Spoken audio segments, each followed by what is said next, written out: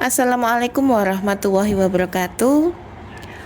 Untuk membuat pola bunga dengan diameter 50 cm, kita bisa menggunakan pola seperti ini. Jadi untuk menentukan tinggi pola bunga dengan diameter bunga 50 cm, kita bisa membagi dua bagian, yaitu 50 cm dibagi dua, jadi 25 cm untuk tinggi bunga. 25 cm itu nanti bisa kita tambahkan 2 cm. Jadi untuk tinggi pola bunga tingginya 27 cm. Kemudian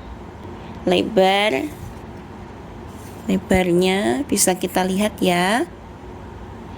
Kemudian untuk yang pola yang kecil bisa kita buat seperti ini.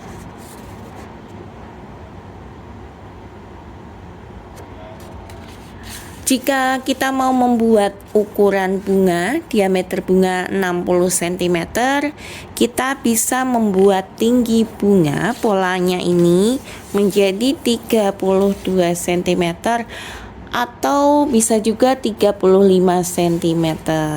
Untuk lebarnya ke sini, lebarnya bisa kita sesuaikan dengan tingginya.